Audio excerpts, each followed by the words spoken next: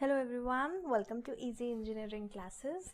Computer graphics का ये third lecture है और इसमें आज हम डिफरेंशियल एल्गोरिथम या डिजिटल डिफरेंशियल एनालाइजर DDA जिसे आप कहते हैं वो पढ़ेंगे, which is an algorithm for drawing lines. So lines को कंप्यूटर पे प्लॉट करने के लिए DDA एल्गोरिथम सिंपलेस्ट एल्गोरिथम है जो फॉलो किया जाता है। लास्ट क्लास में हमने ब्रूट फोर्स अप्रोच देखी थी लाइन को कंप्यूटर पे प्लॉट करने के लिए और देखा था कि उसके क्या डिसएडवांटेज हैं। सो अगर आपने लास्ट लेक्चर मिस कर दिया है, आई वुड एडवाइस कि आप वो लेक्चर पहले देखिए ताकि आपको पता चले कि DDA कैसे बेटर है ब्रूट फोर्स अप्रोच से और क्या डिफरेंस होता है दोनों एल्गोरिथम्स में या दोनों अप्रोचेस में। ठीक है, सो स्टार्ट करते हैं।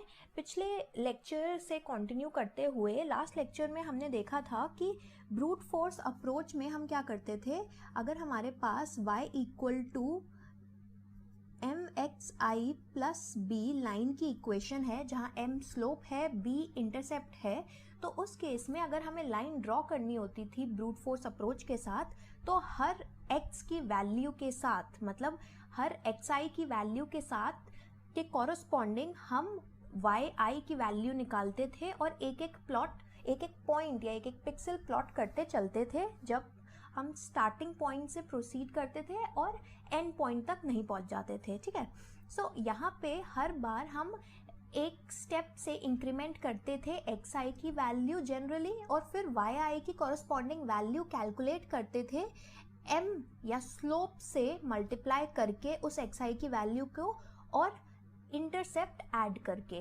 लेकिन इसकी डिसएडवांटेज ये थी कि यहाँ पे फ्लोटिंग पॉइंट मल्टीप्लिकेशन बहुत ज़्यादा होती है, हर स्टेप में रिक्वायर्ड होती है फ्लोटिंग पॉइंट अरिथमेटिक। ठीक है, और ये एक कॉम्प्यूटेशनली एक्सपेंसिव ऑपरेशन है। अब डिजिटल डिफरेंशियल एनालाइजर या DDA एल्गोरिथम ये फ्लोटिंग पॉइंट मल्टीप्लिकेशन को एलिमिनेट करता है। इस केस में आपको पता है कि yi is equal to mxi plus 1, क्योंकि हम नए x की वैल्यू को पिछली x की वैल्यू से 1 इंक्रीमेंट कर रहे हैं। सो इसे हम ऐसे लिख सकते हैं old xi plus 1 plus b, जिसे ऐसे लिखा जा सकता है m ऑफ xi माइनस 1, यानी पिछली mxi, यहाँ पे भी xi minus 1 plus m plus b। ठीक है, और ये हो गया yi। और क्योंकि हमें पता है कि mx of i minus 1 plus b ये पूरा मिला के y ऑफ i माइनस 1 बनते हैं, यानी y of i can be written as y of i minus 1 plus m। So इस केस में हमें नए y की वैल्यू यानी नेक्स्ट y की वैल्यू पिछले y से मिल रही है, उसमें स्लोप की वैल्यू को ऐड करके। यहाँ पे फ्लोटिंग पॉइंट मल्टीप्लिकेशन अवॉइड कर दी है, या फिर हमने एक ऐसा तरीके यूज़ किया है, ऐसे तरीके से लिखा है, यही सेम एक्सप्रेशन जो ब्रूट फोर्स में यूज़ किया जा रहा था उसे इस तरीके से लिखा है जो फ्लोटिंग पॉइंट मल्टीप्लिकेशन अवॉइड करे, और ये ही अप्रोच फॉलो की जाती है DDA एल्गोरिथम में। सो DDA एल्गोरिथम को इंक्रीमेंटल एल्गोरिथम भी कहा जाता है। इंक्रीमेंटल एल्गोरिथम या बेसिक इंक्रीमेंटल एल्गोरिथम क्यों कहा जाता है? क्योंकि हर स्टेप पे नए वैल्यूज़ या नए कोऑर्डिनेट्स कंप्यूट करने के लिए पुराने कोऑर्डिनेट्स की वैल्यू को यूज़ किया जाता है और इंक्रीमेंट किया जाता है एक पर्टिकुलर वैल्यू के साथ। तो अगर हम देखें कि पुराने x को हमने सपोज x माना या xi माइनस 1 माना, तो नए xi को हम कैसे जनरली कंप्यूट करते हैं, xi माइनस 1 प्लस 1 करके। और अगर पुराना पिछला पॉइंट का y कोऑर्डिनेट था y ऑफ i माइनस 1, तो नए yi या फिर नेक्स्ट yi को कैसे हम कंप्यूट करेंगे, ओल्ड y कोऑर्डिनेट जो पुराने पिक्सल का y कोऑर्डिनेट है प्लस सम वैल्यू, और इस केस में वो m वैल्यू होती है। सो कौन सी वैल्यू ऐड करनी है वो डिफरेंट सिनेरियोज पे डिपेंड करता है।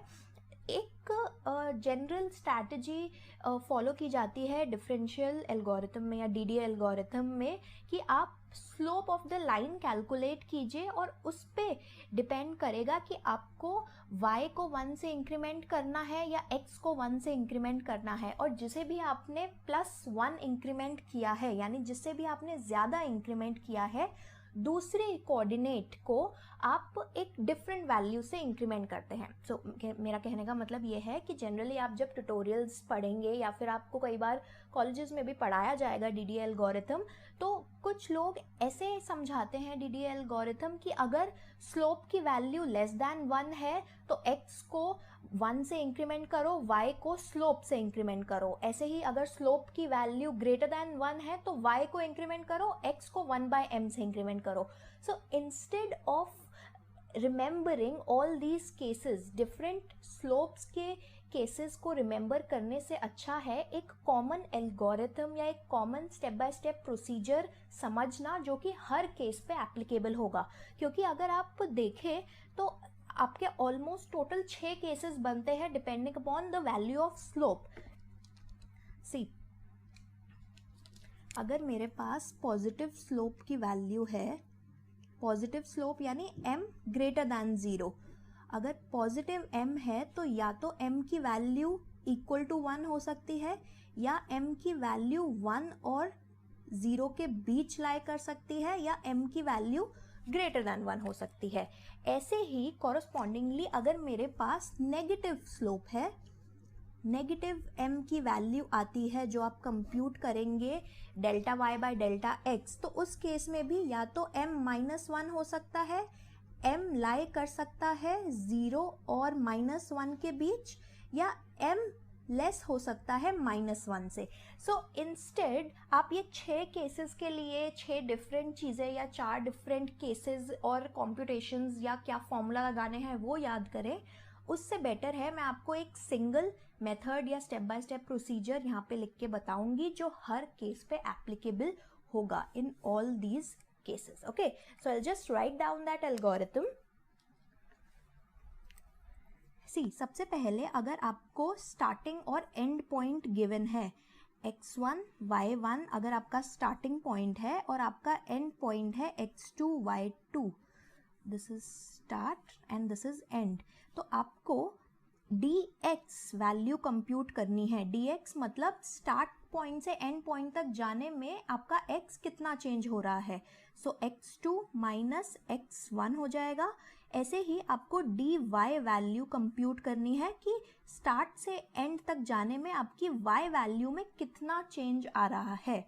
फिर आपको ये चेक करना है क्या absolute value dx, sorry absolute value यानी dx की जो भी वैल्यू आएगी उसको अगर उसका साइन मैं रिमूव कर दूं, क्या वो y की एब्सोल्यूट वैल्यू से ग्रेटर है, y की जो चेंज इन वैल्यू या dy वैल्यू आई है उससे ग्रेटर है या इक्वल है।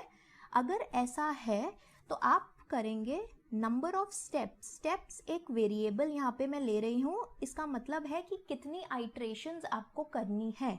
नंबर ऑफ स्टेप्स आपके हो जाएंगे एब्सोल्यूट ऑफ dx, ठीक है। ये थी हमारी इफ कंडीशन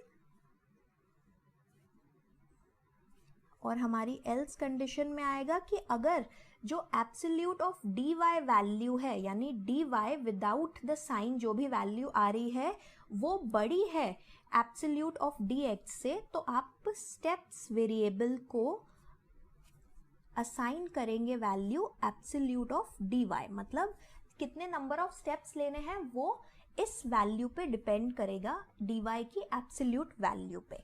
अब आपको पता होना चाहिए कि हर स्टेप पे आपको x को कितनी वैल्यू से इंक्रीमेंट करना है। सो आपका x इंक्रीमेंट आ जाएगा जो भी आपने dx कैलकुलेट करा है डिवाइडेड बाय जो आपने स्टेप्स को वैल्यू असाइन करी है, और कॉरस्पॉन्डिंगली आपका y इंक्रीमेंट आ जाएगा, यानी y इंक्रीमेंट वेरिएबल को आप वैल्यू असाइन करेंगे dy डिवाइडेड बाय जो भी आपने स्टेप्स की वैल्यू प्रीवियस स्टेप में असाइन करी है, ठीक है। अब सबसे पहले आप पॉइंट प्लॉट करेंगे जो इनिशियल पॉइंट है, यानी स्टार्टिंग पॉइंट x1 y1, फिर आप आइट्रेट करेंगे इन नंबर ऑफ स्टेप से, यानी फॉर अगर i मेरा वेरिएबल है, i starting from 1 and going till number of steps, यानी इक्वल टू या less than number of steps अगर i की वैल्यू है तो तब तक आपको ये फॉर लूप चलाना है. सो i going from 1 till the number of steps.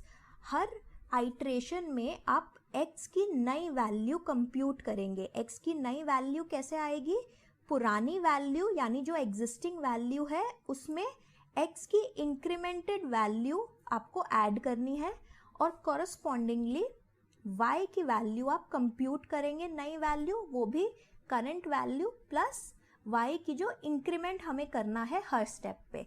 और लास्ट में आपको इसी आइट्रेशन के एंड में आपको प्लॉट करना है x और y. ठीक है. सो अब एक बार सिंपली मैं आपको समझाती हूँ कि यहाँ पे क्या क्या हो रहा है.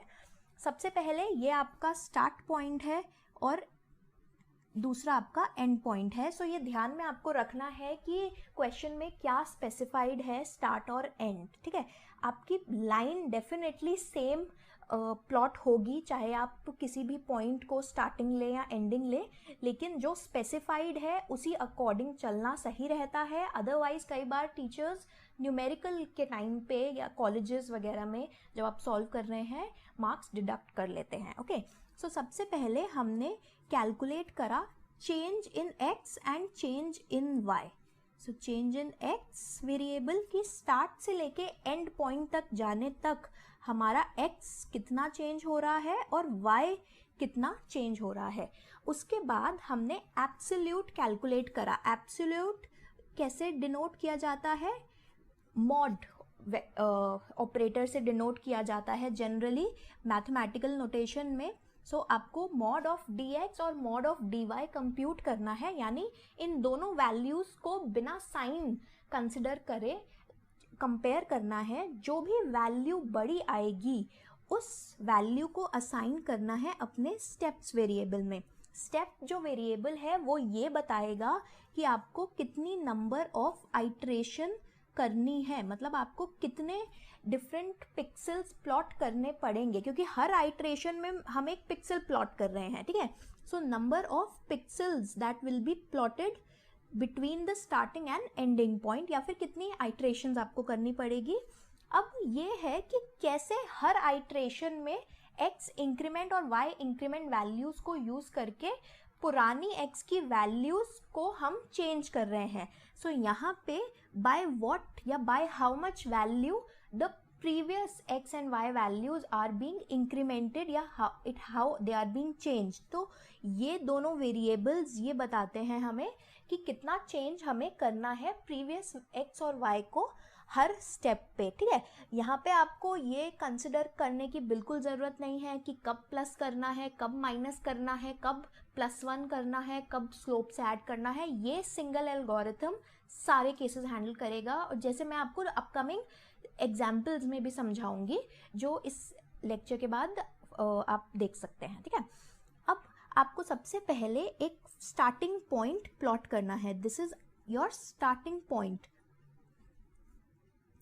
क्योंकि जो ये फॉर लूप है या ये जो टोटल आइट्रेशंस है ये जितने भी नंबर ऑफ टाइम्स चलेगी, it will go from i equal to 1 till i is less than equal to steps, and it is incrementing i with 1 every time. So ये मैंने, अगर आप C++ में देखें तो ऐसा कुछ फॉर लूप बनेगा. फॉर लूप के अंदर ऐसा कुछ लिखा जाएगा कि i 1 से स्टार्ट होते हुए, इनिशियलाइज होते हुए नंबर ऑफ स्टेप्स तक जितनी भी वैल्यू है चलेगा, और हर बार i की वैल्यू 1 से इंक्रीमेंट होगी.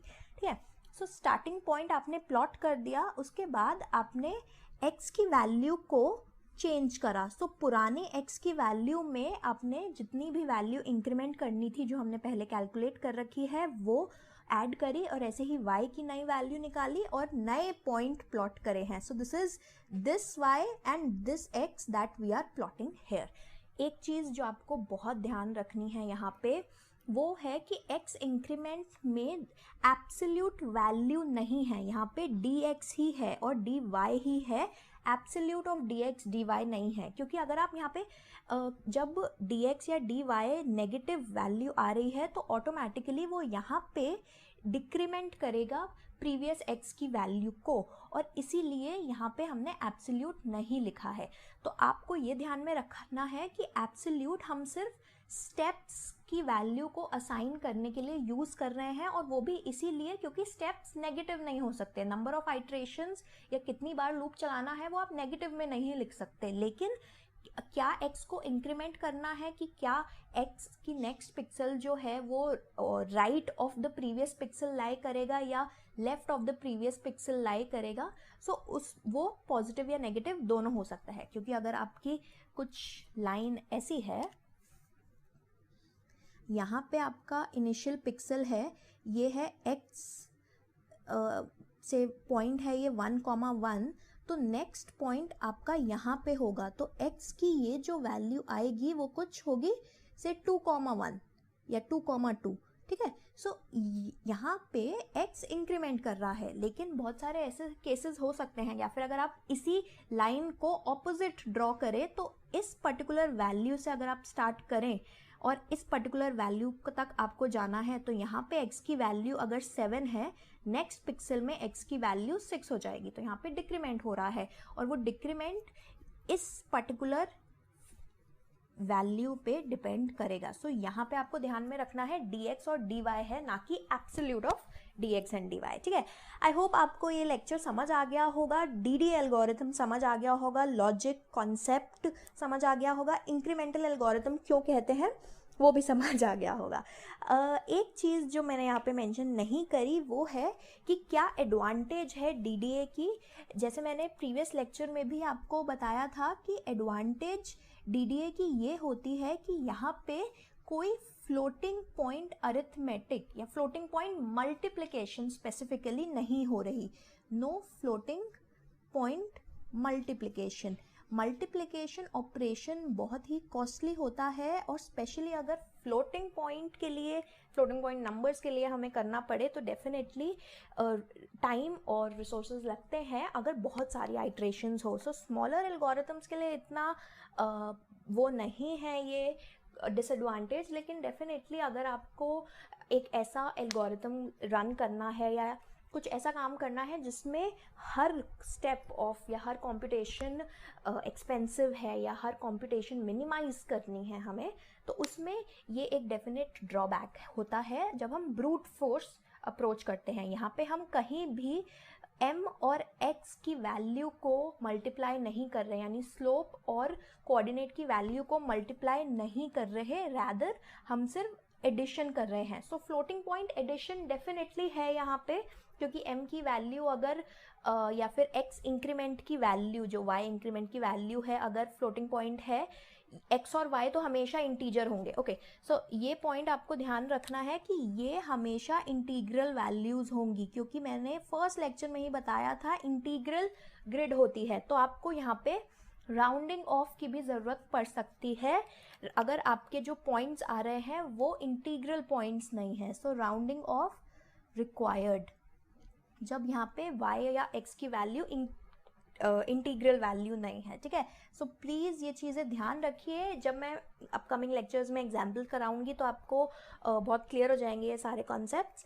एडवांटेज मैंने आपको बता दी और बेसिक्स बता दिए DDA के। अब प्रोसीड करेंगे नेक्स्ट लेक्चर में एग्जाम्पल्स के साथ, जहाँ पे डिफरेंट स्लोप्स के लिए और डिफरेंट केसेस के लिए मैं आपको इस एल्गोरिथम को रन करके दिखाऊंगी। Thank you for watching. I hope आपको ये समझ आ गया होगा। कोई भी डाउट्स हैं तो आप हमारे यूट्यूब और फेसबुक पे इस वीडियो के लिंक के नीचे मेंशन कर सकते हैं कमेंट सेक्शन में। फेसबुक पे हमारा पेज है इजी इंजीनियरिंग क्लासेस के नाम से, वहाँ पे आप कमेंट कर सकते हैं, या फिर अगर आपको कोई डाउट है तो आप हमें पर्सनल मैसेज भी कर सकते हैं फेसबुक पे। यूट्यूब पे इस वीडियो के कमेंट्स में आप हमें इस वीडियो का फीडबैक डेफिनेटली प्रोवाइड कीजिए, because your feedback is really valuable to us. It helps us know how much more work is required in our videos. आपको वीडियोज़ कैसी लग रही हैं और कौन से टॉपिक्स आप देखना चाहेंगे। So that's all, thank you for watching, stay tune to our channel. अगर आपने हमारे चैनल को सब्सक्राइब नहीं किया है सो प्लीज़ सब्सक्राइब कीजिए, फेसबुक पेज को लाइक कीजिए और यूट्यूब पे बेल आइकन को प्रेस करना मत भूलिए, ताकि जब भी हम नई वीडियोस अपलोड करें आपको नोटिफिकेशन डेफिनेटली मिले और आप कोई वीडियो मिस ना करें। Thank you, that's all.